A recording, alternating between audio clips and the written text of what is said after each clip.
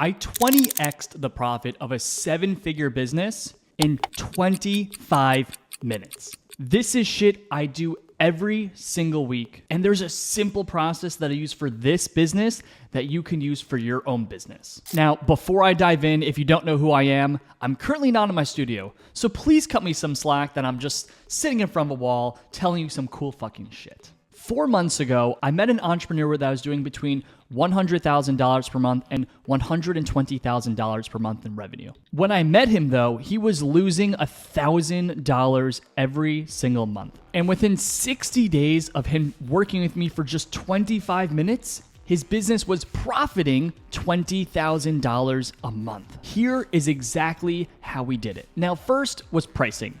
This business owner was working with 400 local businesses in his general area.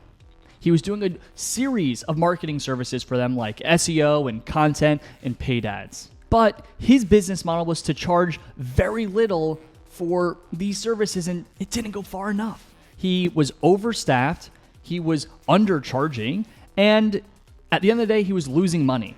So the first thing I looked at was his price point. When I looked at his price point, I immediately saw that he was only charging a couple $100 a month.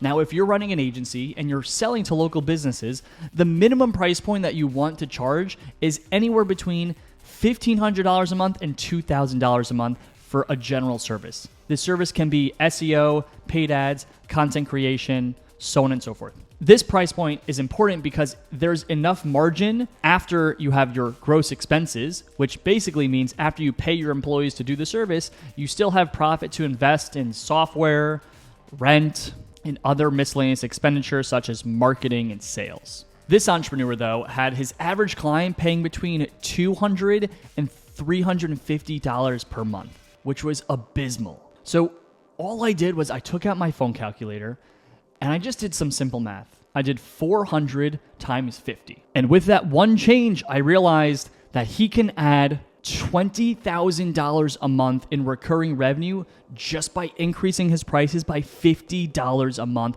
for every single client. Now, he heard this and was pretty scared. His clients are only paying $200, $350.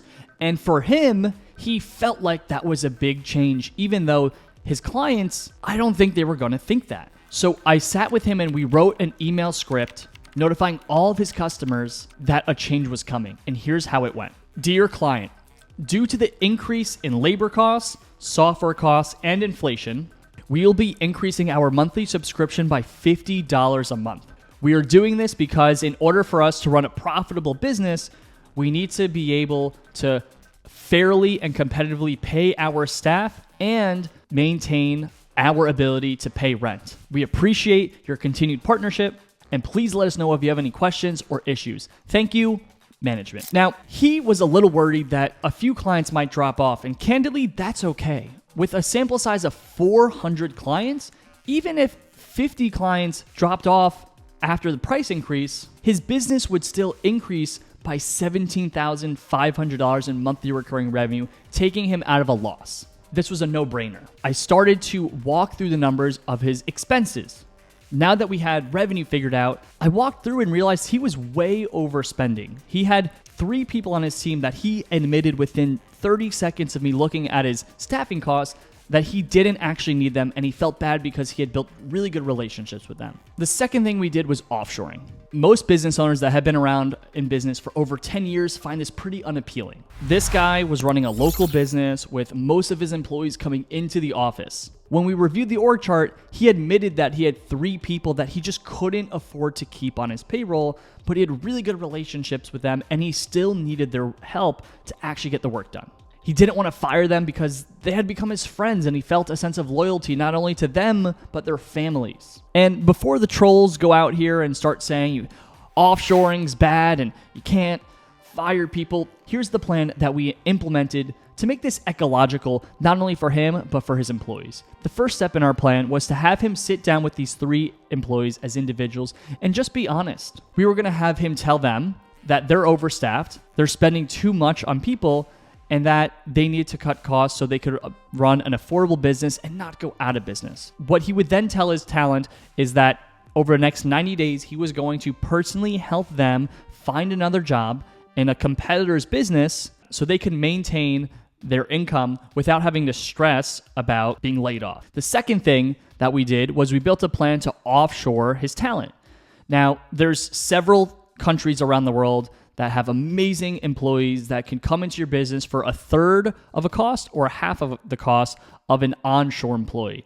And what I like to say for an agency is that you should look to offshore employees that are not client-facing. So project management, operations management, some content writing roles, some back-end delivery and design roles. Anything that does not directly include a client on a call with a team member means they should not have to be onshore. And what this allows a business to do like his, it frees up the cash flow to reinvest in more senior leadership to run a better operation, and frees up the cash flow to reinvest in marketing, sales, and growth. Now, I recently checked in with this entrepreneur, and within those 90 days, he was able to let go of those 3 employees, and he brought in 2 full-time employees from Eastern Europe, specifically Serbia. Those 3 changes in his business ended up saving him an additional $10,000 a month.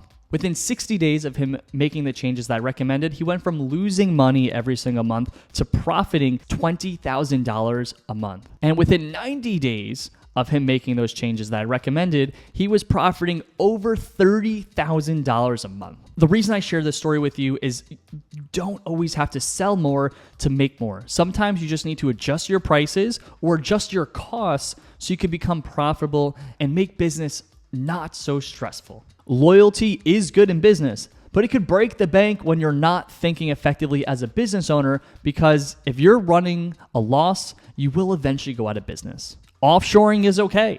You can hire people from other countries, and you're going to be doing them a great service by bringing them consistent income and support.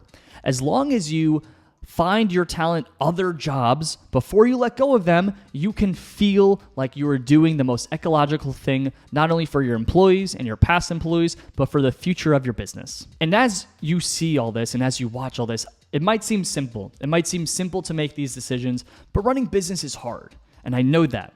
And that's why with my business, we sync with you, sit down with you, and help draw out a clear plan to make your life and business easy. If you're interested and want to get out of a stressful scenario, go to the link below and book a call with us, and I will personally sit down with you for a free consultation to help you get out of a stressful scenario in your business.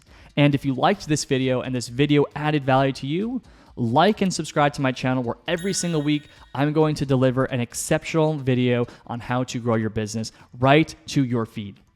Thank you so much, and I'll catch you next time.